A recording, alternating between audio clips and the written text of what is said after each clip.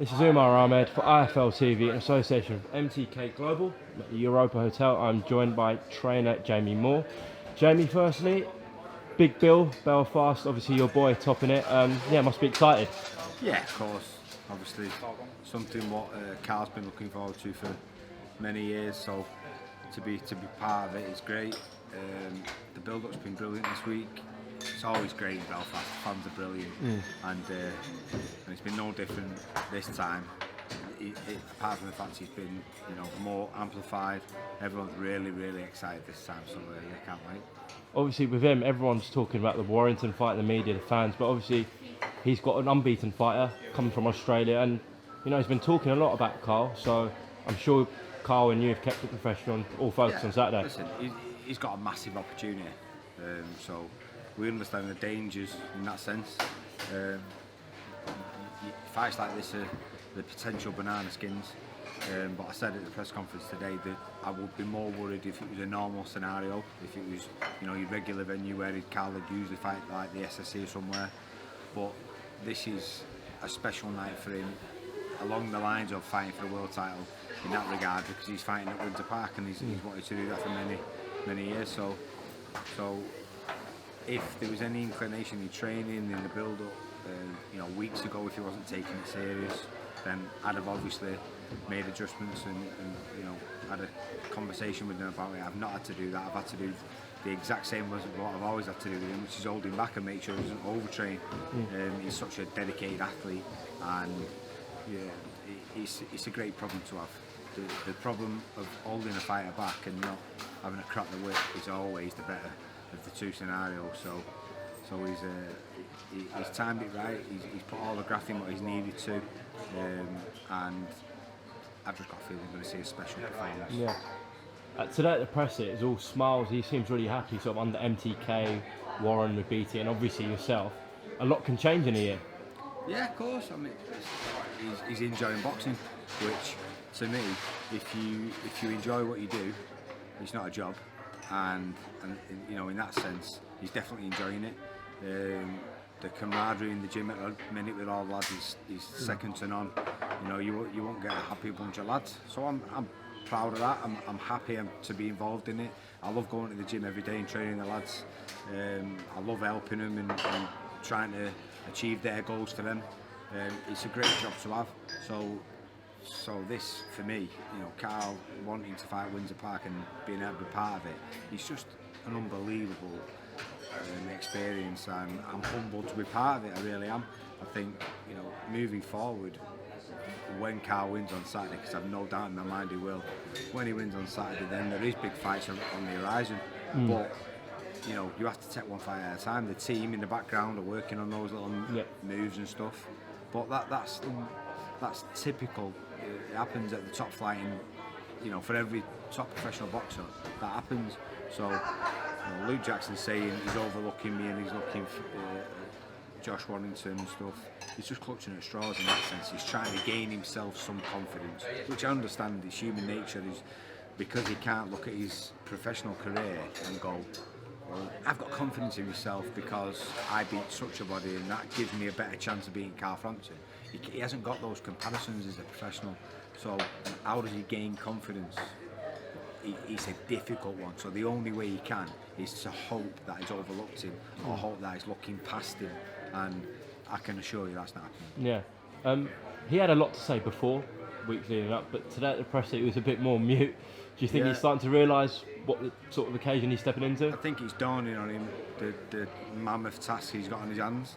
I think 6 weeks out, when everyone's sort of a bit laid back and chilled out, and it isn't fight week, because any boxer will tell you fight week's an intense week. Mentally, physically you've got to do more stuff than you have to do in your training. You can just concentrate on your training, but your media requirements and stuff like that, there's a lot more tetchiness, especially when you're making weight. Making weight's a big factor, and today I just got the sense that he was starting to think it's a big job this, and it's Thursday. He's not stood in the ring with 26,000 baying fans wanting his blood. He's sat at a press conference. So if that's the case, then And you know, he's going to have to change his psyche before then, because when he gets in on the night, and not only that, when that first bell rings and he realises the quality of fighter he's in with, he's going to be having a nightmare. Sure. Let's move away from Carl for a second. You talked about your gym. Obviously, it's been what, a month and a half now since Rocky went to Germany and won that world title. Yeah, just over a month. Yeah. And oh mate, what a night that was! What a week it was. We had a great week in Germany, and massively confident all week. In fact, not just all week, all the way since the fight was made 6 weeks before, I just knew Rocky Fielding was capable of beating Zorro. You know, I was begging for the fight when it first got spoken about, and I said there's a possibility that the fight could happen. I was begging for it. I said, please, I know we can beat him. And you know, I wasn't wrong. I know Rocky's capabilities. He's such a hard puncher, underrated technician. You know, it looks like he's just an all-out brawler, but he's got a very good boxing brain, and he's one of those fighters. You ask him to do something in the gym and he does it instantly. It doesn't take him 2, 3, 4 times to say it to him before he starts to do it. Does it straight away, which is the sign of an intelligent fighter. So I think this win for him is going to catapult him to the next level. I think maybe in the past he's questioned his ability a little bit, and you know, he's had a little bit, you know, different scenarios in his career so far where he's probably questioned himself, but he's answered those questions now, and he's given himself a massive confidence boost, and you know, he's coming into the prime of his career. Yeah. It's an interesting mix in that super middleweight division. Obviously, you've got the final between Groves and Callum Smith. Yeah. A lot of talk about Fielding possibly fighting James DeGale. Yeah. Truth in them rumours? Well, they are talking about it. They're talking to a few different people, so it's not just James DeGale. But I quite fancy the DeGale fight, I've got to be honest. If it could be made, then great, because obviously you've got the scenario of Rocky's just fought for the Sauerlands when he boxed for the world title. He was on a Sauerland promotion. Yeah. So with that as a voluntary defence, you then have obligations to negotiate with the Sauerlands. So he has to look at his own best interest there. Now, the Sauerlands have run the World Boxing Series. Yeah. They've got Groves and Smith in the final. So the same weight as Rocky. It all makes sense in that way. But James DeGale is a big name in this country, so it's a great domestic clash. But it also, if Rocky can go and beat James DeGale, it adds weight for him to then go and get the winner of Smith and Groves. Cool. Because obviously DeGale is probably looking at the winner, and to be fair, he's probably hoping that it's Groves because he wants that rematch. So it would make sense for him to fight Rocky. Hopefully he'll be thinking that he can beat Rocky, and then he adds a bit of weight to himself going into a rematch with Groves. So I think it makes sense all around, and if they can do a deal, then great. But you know, it's very, very early stages, so it'd be really premature to say that there's a deal even nearly been done. But I like that fight. James DeGale obviously had that IBF title. He vacated. What did you make of that? Well, you know, I don't know the ins and outs, I don't know the details, but from the surface of it, it looks like you don't want to fight, it's mandatory. Luke Gaskai. Yeah, and you know, it's happened many times over the past. I've got to say, from James DeGale's point of view, I don't think it's a bad move in that sense, because there is big money fights out there, and why would you go and fight a dangerous fighter for less money if you can fight a less dangerous fighter for more money? You know, at the end of the day, as much as we love this sport and the competitiveness of it, it's a business. So I don't blame him. It's not like he's 25 and he's trying to test himself against the best in the world and challenge himself. He's been there, he's done that. He's at the tail end of his career and he wants to earn big money. So I take me out of two. He's made the right decision at the right time in his career. Do you think we've seen the best of James DeGale though? Now, is he coming to the end of his career? Maybe. I don't know. I mean, the big one for me would be, has he outgrown the weight? Because his performances to me don't suggest he's finished. They suggest he's struggling stamina-wise, and I think I've got a little bit of an idea that it could be down to the weight. Okay. So if that's the case, would he perform better at light heavyweight? It's a difficult question, because is he past the point? Is he at the age where really you don't get the chance to grow into the weight and be a fully fledged light heavyweight? it's a tough time. It's a tough sort of stage in your career, that, you know. And psychologically, he will be questioning: is it the weight? Am I past it a little bit? So no, I don't know. I really don't know the answer to that question. But he hasn't looked as good as he has done in the past. You know, for instance, when I sat ringside and watched him on the undercard of Groves, Froch Groves 2, and he looked explosive. He looked a massive puncher. He looked dynamic, and you know, I'm struggling to, over the last couple of years, I'm struggling to think of a performance of his which is sort of come across in that way. Yeah, sure. Just lastly on the subject of Rocky Fielding, just the word on Nigel Travis basically travelling the whole planet to get to that fight in Germany.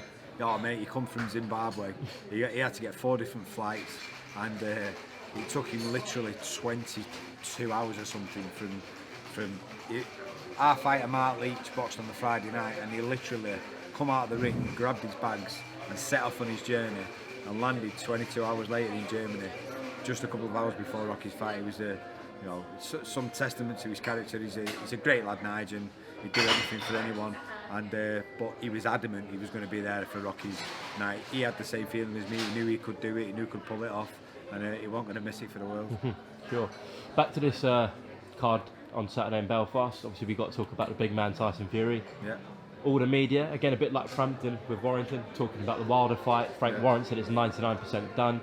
Yeah, do you think it's too early for Fury, this Wilder fight, if it gets done for the end of the year? Do you know what? I'm not sure it is.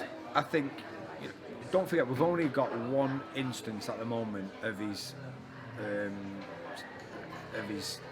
the stage he's at in his comeback now. So it wasn't a great performance last time, but I've been saying, people were saying, oh, you know, he was terrible, blah, blah. I don't think he was terrible in the sense of, I didn't expect him to come out and blast somebody out. He's never done that. Tyson Fury's not that sort of fighter. Tyson Fury's a very intelligent boxer, and the way he beats you is he takes away from you what you're good at.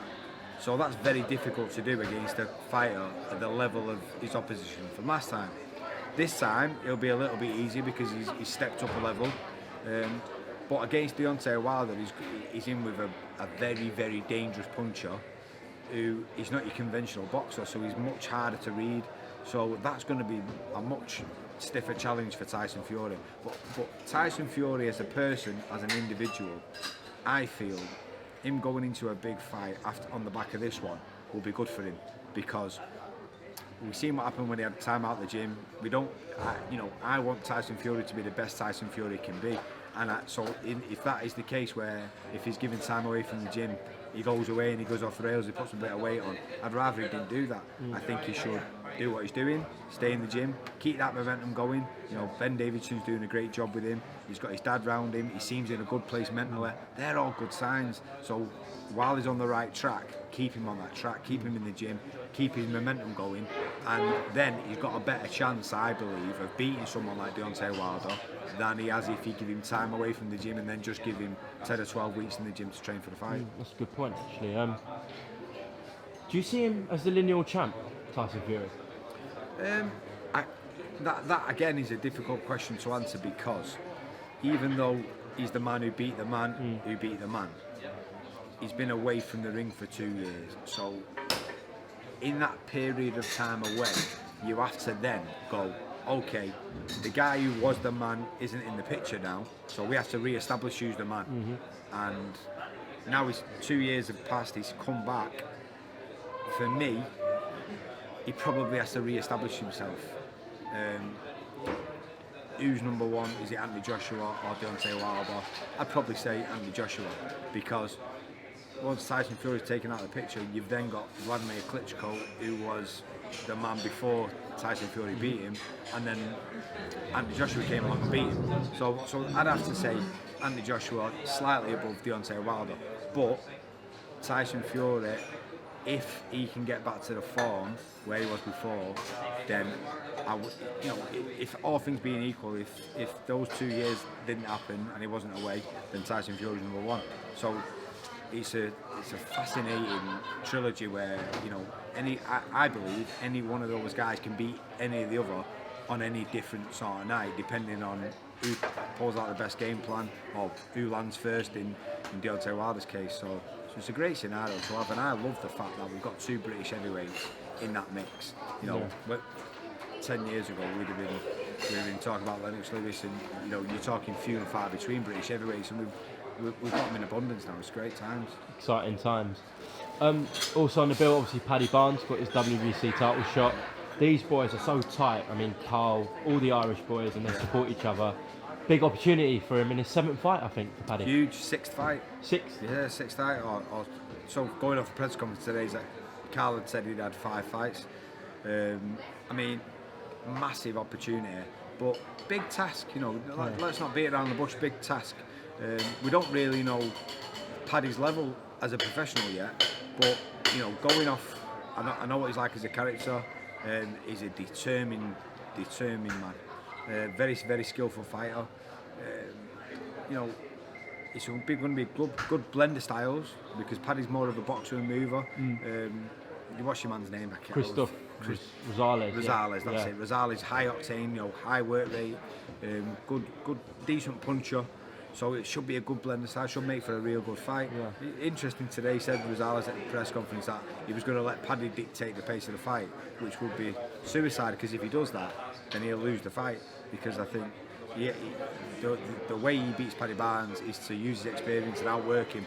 But you know, I've just got a feeling that Danny Vaughan's done a great job with Paddy. He'll have got him in great shape. He wouldn't have took this fight if he wasn't massively confident that he could win it. And I fancy him, you know, I really do. I think he's going to pull it off. Throughout the bill, we've got MTK fighters. Obviously, Carl's just extended his deal. Am I right in saying that with MTK? Yeah. They're doing great things at the moment, aren't they? Massive things, I think. We've got a roster of how many fighters? 110, 120 Keeps growing fighters. as well. Yeah. So they're doing big things, and it's great to see, you know, all the lads, every one of them you speak to, they're all saying we get looked after, you know, we're being looked after, which is great to see, because we've seen so many people be abused in the past by management teams, you know, been exposed by people. I mean, Steve Wood was my manager from first day to last, and you know, I couldn't trust him. I could trust him with my life. That's how much I trusted him, and they're the sort of relationships you want. So you can see the MTK fighters have that sort of relationship with them. So it's brilliant. It's great to see, and boxing needs more people like that. Okay, Jamie, thanks for your time. Thanks for talking to IFL. I'm not going to ask about Warrington and Valdez. Got to get through Saturday night first. We do that Sunday morning. Exactly. When I'm still half cut. Thank you very much, Jamie Moore. Thanks for your time.